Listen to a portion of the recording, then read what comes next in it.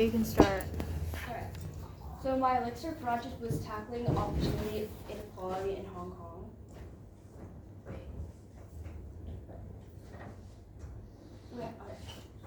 So my table of contents is, firstly I'm going to be talking about the purpose and goals of my elixir project and the planning that went into it, and then the process plus the challenges and the end result, and then my future plans and conclusion. So what exactly is my elixir project and how did I execute it? So some background information from my FRP was that I researched one of the biggest problems that we're facing here in Hong Kong, which is the Gini coefficient and educational inequality, which is what I researched. So the Gini coefficient in Hong Kong is out of 5, and it's out of 100, so it's 53.9, which is the 5th highest in the entire world. And it's next to like Eswatini and Zambia, which are all developing countries and third world countries, are considered like one of the poorest. But then Hong Kong is considered the 9th richest city in the entire world, and for it to be at the top 5 with the Gini coefficient was crazy to me, like when I first started researching it. So question here. Gini coefficient, it shows the measure inequality. inequality. Yeah, you mentioned it, but just to mention it, it was Eden also mentioned it. So. Yeah, so like the measure of inequality for income in Hong Kong.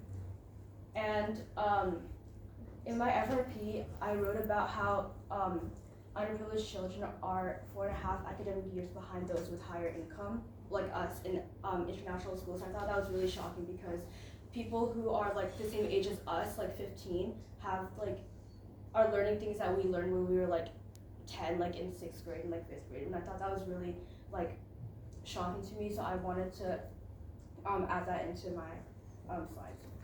So that's like a graph of band 3, band 2, and band 1 schools in Hong Kong.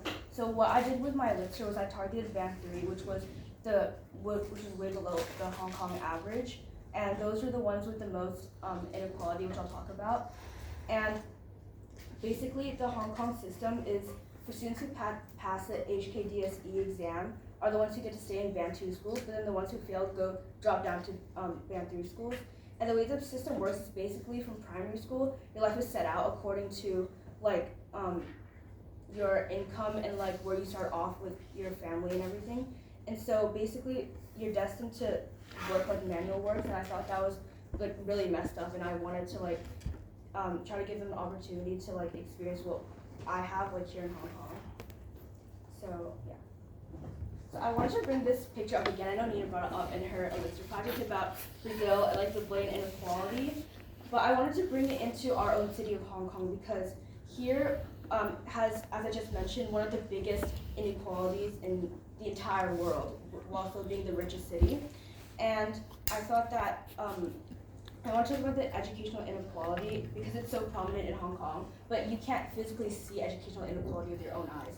And so I wanted to bring up this picture because I feel like as Hong Kong students in HKIS, we have like a sense of guilt, I think, because we feel that, oh, we have all these resources and all these opportunities, but then people just on the other side of Hong Kong, like here, don't have the same opportunities like for education and sports as us. So I thought that I wanted to bring up this picture just to like make everyone aware of the situation that we're in right now in Hong Kong. And because I can't change like the macroeconomics of Hong Kong, I wanted to use my skills in both English and volleyball to try to target like the new generation of Hong Kong citizens and try to bridge the gap for equality for the future. So my guiding question was, how are students in Hong Kong affected by opportunity inequalities, and what measures can we take to help them? So I did 2 parts to my project. One was volunteering and one was volleyball. I took more out of volleyball, so that's kind of what I'm going to be focusing on. But I do want to talk about volunteering because I did spend like over 15 hours for volunteering. And what I did was I taught underprivileged kids English like every Sunday and math, a total of 10 visits like every week. And then for volleyball, it was like a really big challenge, and I only did 4 visits, and I'll explain that later because it was really difficult for me to get like confirmed, and I finally did like last month. So here's a picture of the first time I went.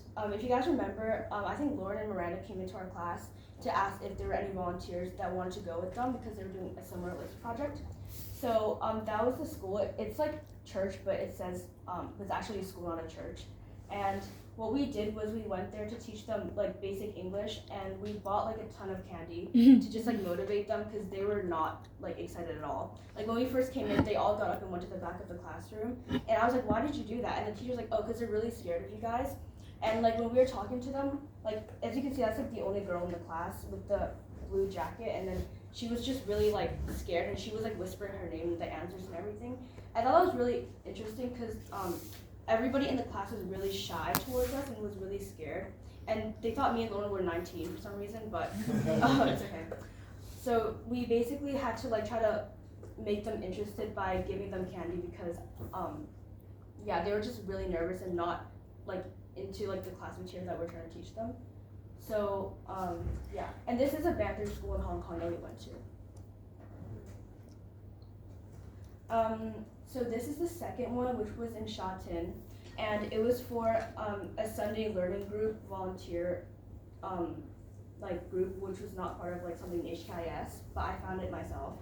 And basically this was me teaching them, and something that I wanted to show was like it was during Mother's Day, and so I taught like this little kid, like she was 8, how to write like a cute little Mother's Day card, and I wanted to put it up there because I thought that she wrote it in Chinese at first, and then she switched it to English because she learned how to do that. And I was like really happy because finally someone was like learning and was actually interested in what I was teaching them. But something that I wanted to highlight was how shocked I was when I went to their school and realized that they had no court and no outdoor gym, because I was expecting them to have one so I could teach them volleyball, but they didn't. And so I remember like I would walk by that place a lot of times, but I never really thought about like actually going in to see, is this one of the places where I can volunteer for volleyball? And so when I did, I talked to them, and I realized that they didn't have that same like utility that we had in HIS, and we have like 3 gyms. So I was honestly really like, I was kind of sad when I went there. I felt really that like guilt that I was talking about earlier, that like we have all these opportunities that they don't. And so that was when I decided to start my research project for volleyball. And so I want to talk about why I chose this issue. And this is me when I was about like 5 or 6 years old. And it was when I first picked up a volleyball. And I got this idea because that's my dad over there, like number 7, because he was a professional volleyball player like in the past. And that's at the USA Open National Championships. And that was like the gold medalist. They were like, that was 5 people on their team, but like the other people weren't there in the picture.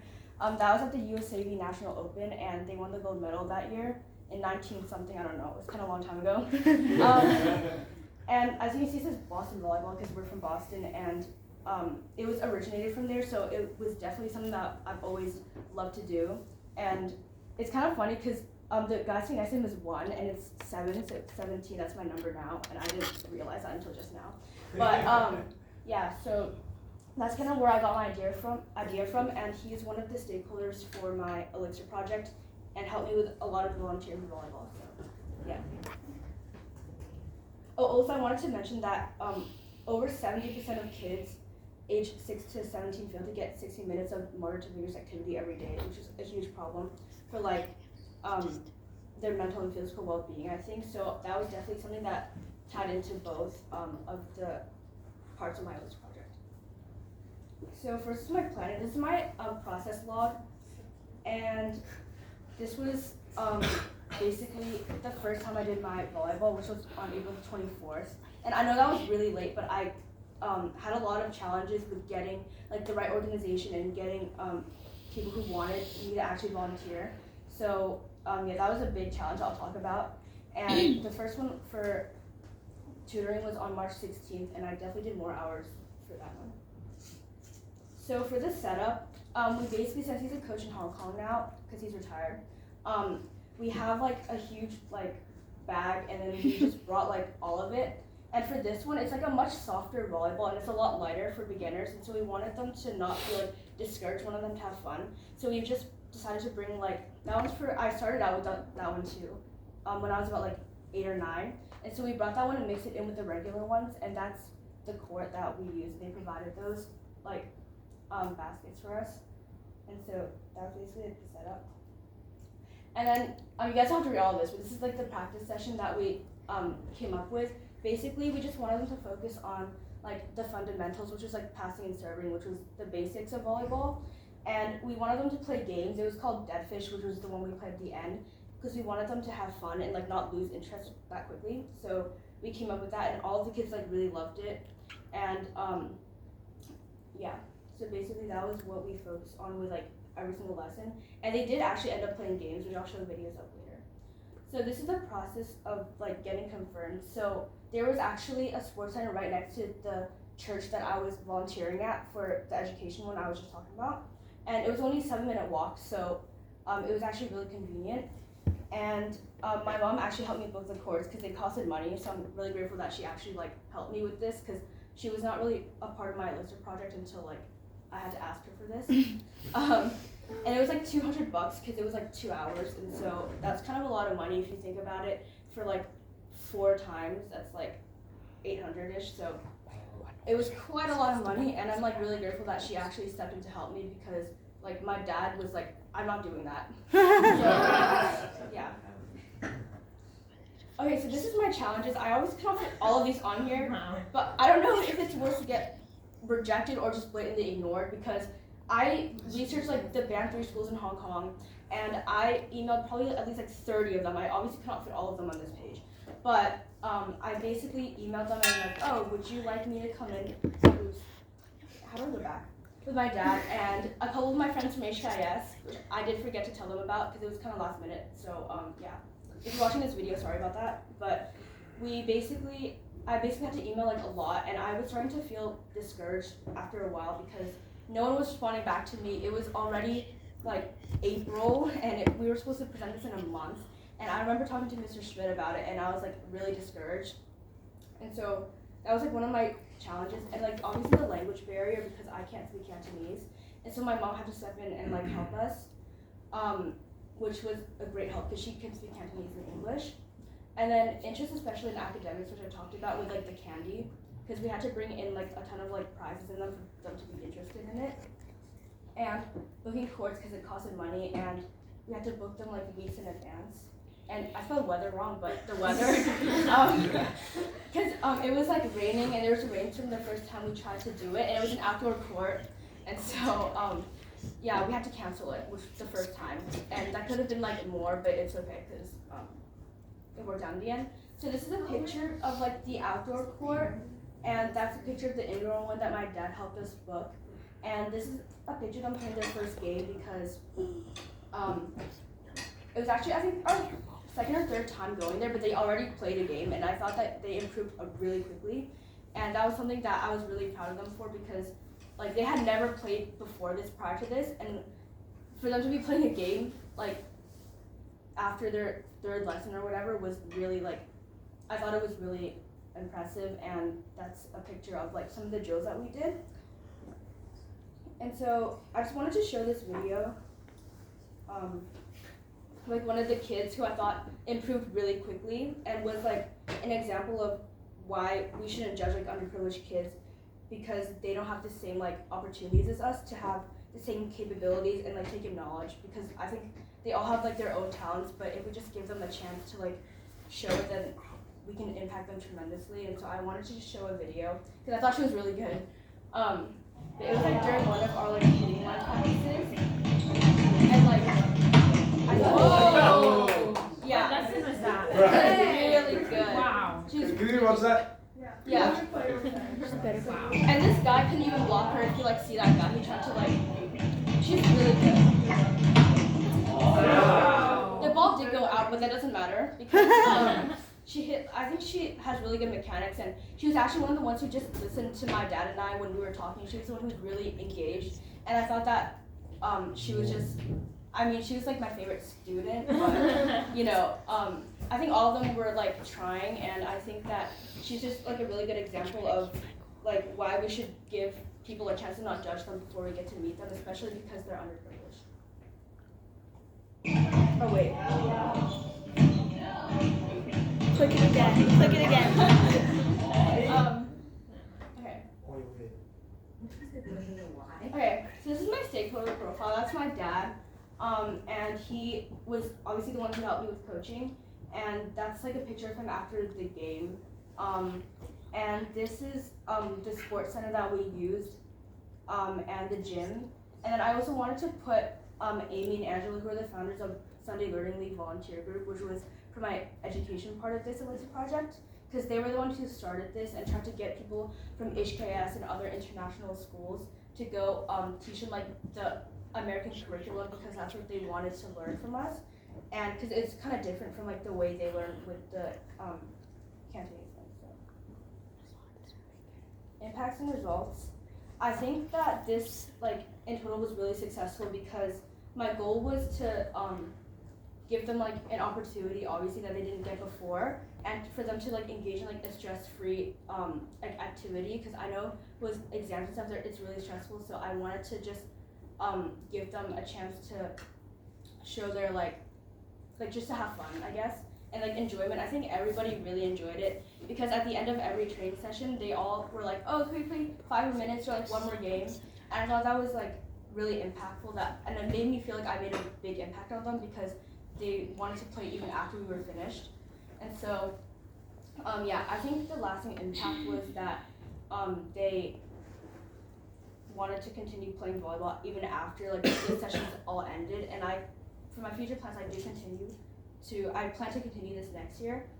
And at the end, we did like a signed ball to give to one of the students with everyone's signature on it for them to take home, like a volleyball, and it was kind of like a souvenir, like a memory for like what we did. So my reflection. Hey, Gisele, I'm gonna have to move you more quickly because I have to get upstairs. So Oh, okay. I have to speed it up. I'm sorry. Okay. Wait, I have like a note thing here. How do I delete it? Because like I can't see my speaker note. I don't know. What do you mean? Like this. It's just your reflection. Just speak from your. Okay. So I want to talk about why this was meaningful and how it impacted my worldview. So this was really meaningful to me because I think I can kind of relate this to like what Ms. Ernst was saying earlier when she came in to talk after Nina's Elisa project. She was talking about how her experience with her own like sort of taking action, and she talked about how when she was she saw this student trying to get like a job at Shake Shack, she kind of was like surprised when he said, "Oh, I can't work on Saturdays because I have to see my mom in the ICU." And I thought that kind of related to what I was seeing because I kind of heard like the stories that they were telling me. They were like, "Oh, this was so I had such a great time," and you know, like my dad, like I don't really have a dad. Like I remember like one of the kids saying that to me, and I thought, oh, like I remember Ms. Ernst saying something similar to that, but with the person's mom, and I just realized that like we shouldn't judge people like based off of like not knowing them at first, just because of whether they're like underprivileged or not. Because as you can see, like they kind of all have like talents, and they all have like things that we can't really see without knowing them. And I think that the reason I chose this was just to like try to impact like underprivileged kids, and I think like I definitely did that. And yeah. So how this impacted my worldview was I now believe that like big impacts start from small actions. Like we were talking about climate change, and from this I believe that we can make a change if like everyone has the mindset of like, oh, what I'm doing actually matters, because I felt like with my project that actually mattered to people, and it's sort of like a ripple effect because now they're telling their friends, oh, this is a really fun sport, maybe you should try it out. So yeah, like sort of what Hannah Ritchie said about like being optimistic. And yeah, the first lesson I learned is not to give up when things aren't going your way at first, as you could see, because like I had passion for the project, so that's why I kind of didn't give up at first. And then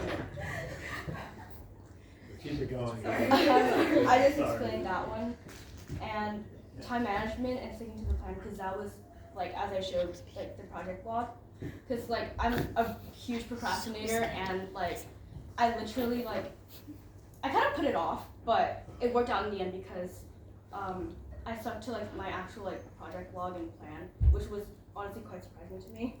And my support system, because even when I got like really, I thought this wouldn't work out, I talked to like Mr. Schmidt and my parents, and they're like, oh, you should just keep trying because you never know when things are actually gonna work out. Some improvements are like just to not be afraid to reach out because you think they're gonna say no, because they might actually say yes, and that's what happened. But I should have done it earlier. And my future plans are definitely to continue this like in the future. And yeah.